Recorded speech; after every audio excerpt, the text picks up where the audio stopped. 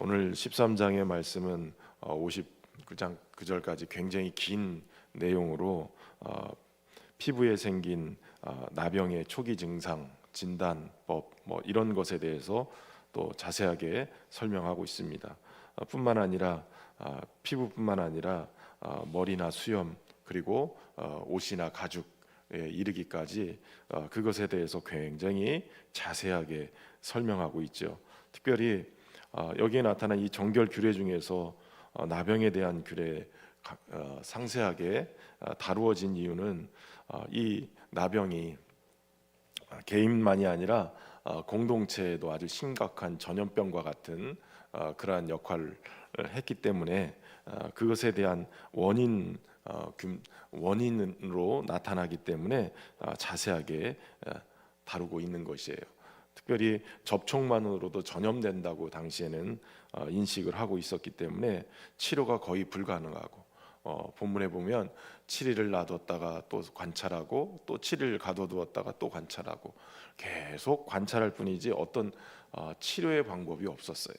그렇기 때문에 이 부분에서 나병 환자가 발생하면 공동체 전체가 전염되는 것을 막기 위해서 격리하고 또 결국은 그 진 밖에 나가서 격리하게 되는, 추방되는 그러한 상황이 벌어지게 됩니다. 특별히 이것은 단순히 육신이 썩어가는 무서운 병으로만 이해된 것이 아니라 이것은 바로 영적인 질병, 어떻게 보면 죄의 무서운 어떤 질병으로서의 결과를 얘기해주고 있는 것이에요.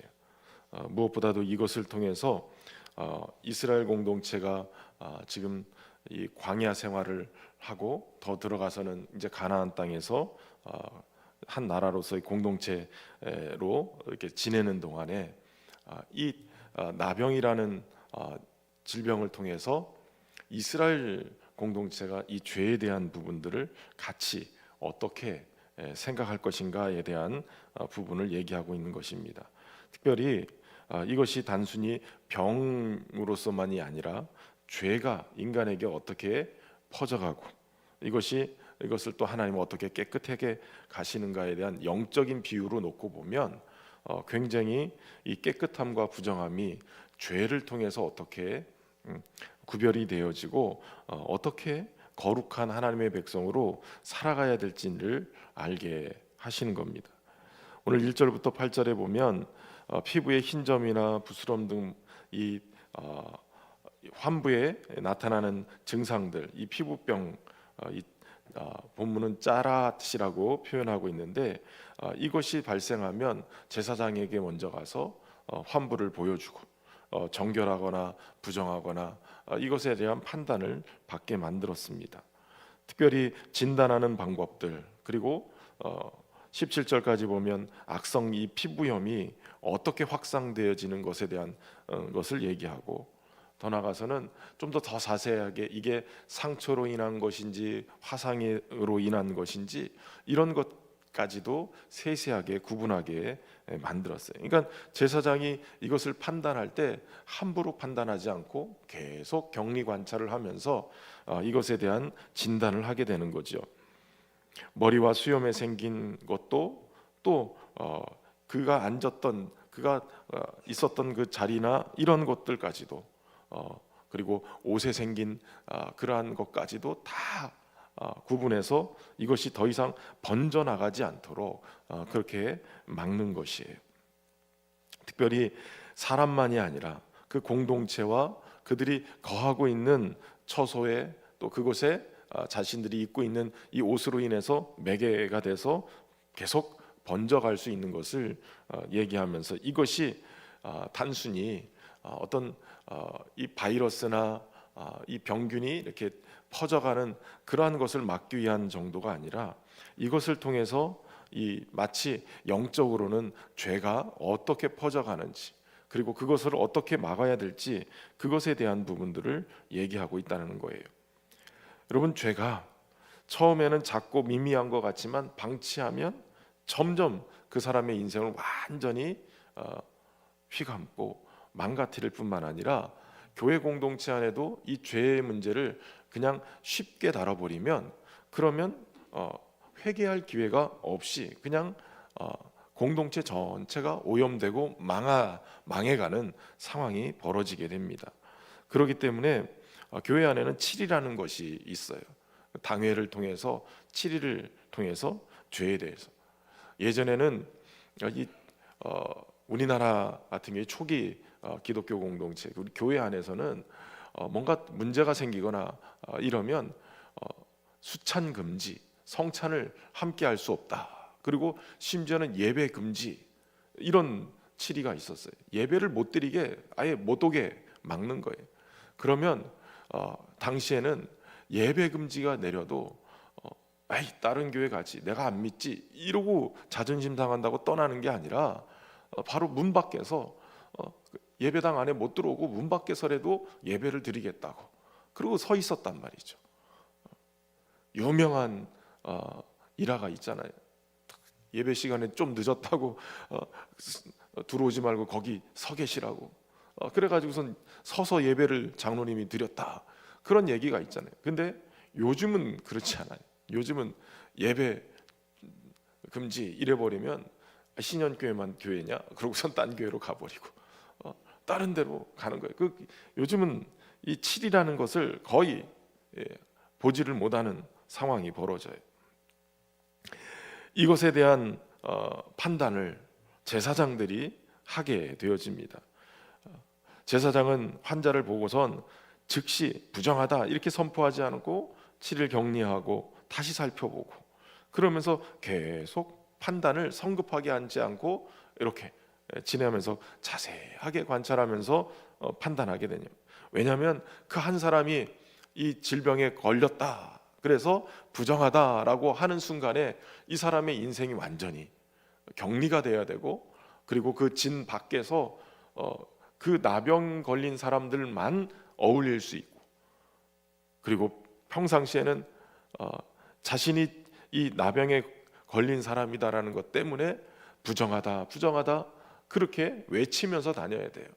그 공동체 안에 들어오면 또 돌로 막 쳐서 들어오지 못하게 그렇게 막는 상황이 벌어져요. 이것은 어찌 보면 마치 그 질병에 걸린 사람을 내치는 것에 대한 얘기인 것 같지만 그리고 그것에 대한 하나님의 어떤 이 판단에 대해서 심판이 더 강한 것처럼 느껴지지만 그러나 계속해서 살펴보면서 판단하지 않은 것은 판단보다는 회복을 원하시는 것이 하나님의 마음이라는 거예요.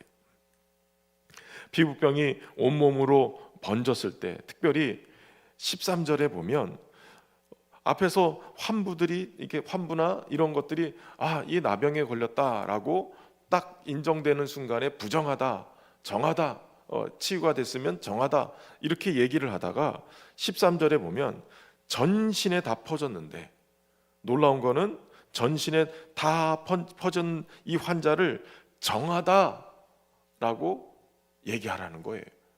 아니 환부에 다 온몸에 다 퍼졌으면 이 사람은 나병 환자가 분명한데 그것을 정하다라고 왜 제사장이 얘기를 해야 되는가? 도리어 부정하다, 완전히 이 사람은 온전히 그냥 온몸에 다 퍼진 거다라고 얘기해야 되는데 이걸 정결하다, 정하다라고 얘기한다는 거예요. 다시 말하면 여러분 이 죄를 숨기면 부정해지지만 그러나 완전히 드러내면 하나님이 이 사람은 완전히 죄에 대해서 회개한 사람이다. 여러분 회개는 죄를 감추는 게 아니라 드러내는 거예요. 하나님 앞에 이 깨끗하게 되기 위해서 자신을 다 드러내는 거죠. 우리는 가끔 가다가 깨끗한 척하는 가면을 쓰고 다녀요. 그러나 우리 안에 내면의 깊은 곳에서 여러 가면들을 다 제껴놓고 그저 하나님 앞에 정직한 영혼으로 나아갈 때 그때 다 드러내면 하나님 그것을 숨기지 아니하시고 드러내는 그를 정하다라고 판단하신다는 거예요. 완전한 회개가 완전한 정함을 낳습니다. 그렇기 때문에 우리의 죄를 회개하는 것이 굉장히 중요한 것이죠. 이렇게 회개할 때 주님의 보혈의 은총이 일어나게. 주님의 보혈이 우리의 죄를 깨끗하게 씻어주세요. 여러분, 다윗이 나단 선지자의 경고를 받고 눈물로 회개를 하면서 밤새 회개하면서 마치 우슬초로 나를 정결하게 하소서 할 때, 이 우슬초로 나를 정결하게 한다는 것은 다윗이 생각할 때 그 밧세바를 범하고 우리아를 죽이게 하는 그 모든 죄를 다 하나님 앞에 마치 내 죄가 마치 나병에 걸린 것처럼 온몸이 썩어 들어가고 온몸이 살점이 막 떨어져 나가는 이 나병의 모습처럼 그 죄가 나를 함몰해 가는 그 모습을 보면서 내 영혼이 이렇게 완전히 썩어 문드러졌습니다, 이 고백을 하는 거거든요. 제사장이 이 나병에 걸린 사람을 치료하고 정결하게 하는 방법 중에 하나가 우슬초로 그렇게 온 환부를 이렇게 씻어주는 것을 빗대어서 다윗이 그 고백을 하고 있는 거예요. 우슬초로 나를 정결하게 하소서. 그러니까 다윗은 하나님 앞에 자신의 죄를 다 고백해내면서 마치 자신이 이렇게 죄가 들어와서 자신을 완전히 그냥 온몸을 다 썩어서 이렇게 문드러지게 만드는 것처럼, 그런 모습으로 내가 지금 여기까지 왔노라고 고백하고 있는 것처럼, 그렇게 하나님 앞에 우리의 죄에 대해서 심각하게 생각하고 고백해내기 시작하면 주님이 주의 보혈로 씻어주시면서 우리를 새롭게 할 것이라는 거예요. 특별히 29절부터 이제 머리에 수염에 나타나는 이 피부병, 이 나병에 대해서 언급을 합니다. 특별히 머리와 수염은 지도자와 이 권위의 상징으로 구약은 얘기를 합니다. 어찌 보면 제사장이나 장로, 영적 지도자가 타락하거나 부정해졌을 때 공동체 전체가 영향을 받을 수밖에 없다는 거예요. 그래서 그 머리털을 밀 것이고 부정하다라고 얘기할 것이라는 거예요. 그동안 영적 지도자들이 가지고 있었던 교만함, 그리고 상징적인 것들을 다 밀어버리고 하나님 앞에 또 이 사람도 부정한 것을 인정하고 주님 앞에 고백하고 나가야 된다는 거예요. 이런 교회의 지도자들, 가정의 아버지들, 신앙 공동체 리더들 자신을 돌아보고 거룩을 회복해 나가야 돼. 거룩이 겉으로만 가면 쓴다고, 직분 가지고 얘기한다고 거룩해지는 게 아니에요. 그도 정직하게 하나님 앞에 고백하며 주님의 은혜를 입어야 되는 것이죠. 특별히 이 부정한 자들은 격리를 해야 되죠. 사실 이게 굉장히 슬픈 장면 중에 하나예요. 부정한 자는 공동체에서 격리되고 외롭고 고립된 삶을 살아가야 됩니다. 그러나 이게 상징적으로 죄에 대한 부분이라면, 여러분, 죄는 하나님과 사람 모두를 분리시키는 역할을 한다는 거예요. 그 죄가 우리의 삶에 들어오면, 우리의 영혼에 들어오면, 여러분, 성령은 우리를 정결하게 하시는 영이시죠. 하나님 앞에 거룩하게 만들기 위해서 우리를 인도해 가시는 하나님이세요. 그런데 우리가 죄를 짓는다는 것은 하나님을 인정하지 않고 하나님을 고백하지 않는 거예요. 그렇기 때문에 하나님에 대해서 불순종하는 그 죄를 짓기 시작하면 우리 안에 계신 성령께서 슬퍼하세요. 성령께서 그러니까 성령이 우리 안에 들어왔다가 죄 짓는다고 나가시는 분이 아니세요. 성령은 우리 안에 들어오셔서 우리를 주님의 나라까지 인도하시는 영이세요. 떠나시는 분이 아니에요. 그러나 성령님이 우리를 하나님의 백성으로 인치시고 거룩하게 만드시고 영화로운 자리까지 우리를 이끌어 가시는 그 과정 속에 우리를 성화시켜 가시는, 거룩한 하나님의 백성으로 만들어가는 그 일을 하시는 분이신데, 성령께서 지금 우리가 죄를 지어서 하나님 앞에 자꾸 불순종하면 성령이 가지고 계시는 이 권한, 이 권위를 자꾸 잃어버리게 되는 거예요. 다시 말하면 우리 안에서 주님이 우리를 이끌어 가시는 그 힘, 이것이 점점 줄어가세요. 그래서 우리가 죄를 짓기 시작하면 은혜 충만히 받았다가도 어느 순간인가 하나님이 멀리 느껴지고 거룩함을 추구하기보다는 자꾸 죄로 인해서 망가지는 삶을 가게 돼요.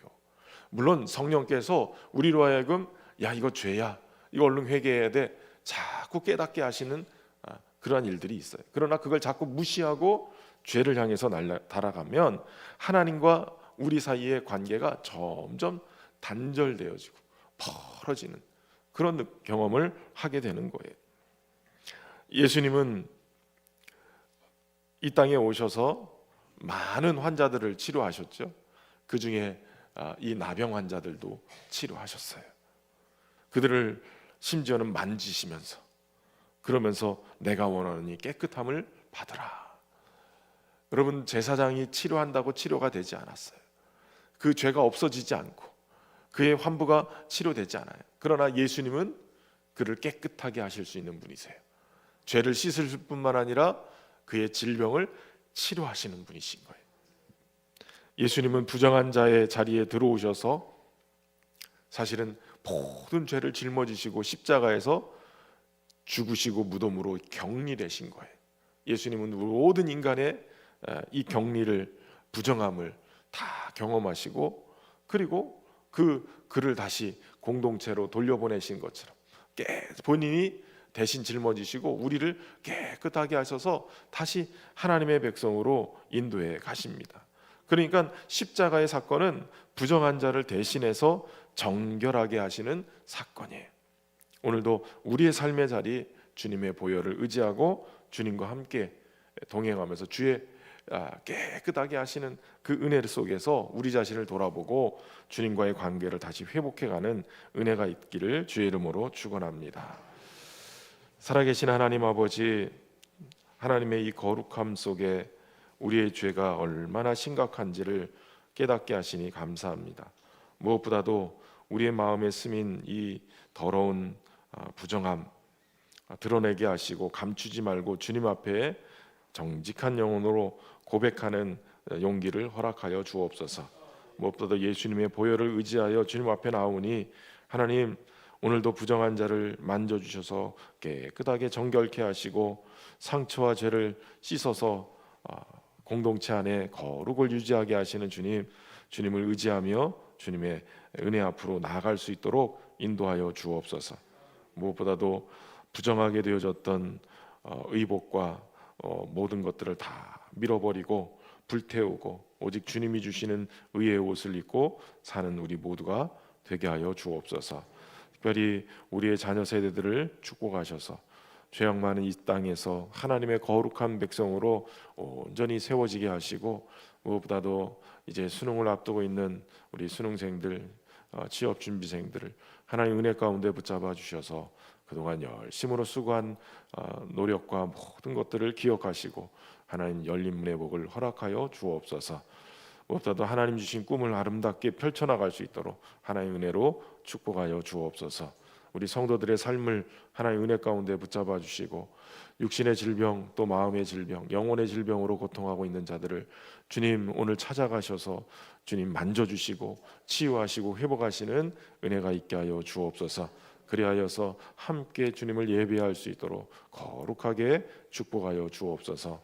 정성을 다한 귀한 예물 올려드립니다. 기도 제목도 남았사오니 하나님의 뜻을 이루는 데 부족함이 없도록 채우시고 넘치게 축복하여 주옵소서.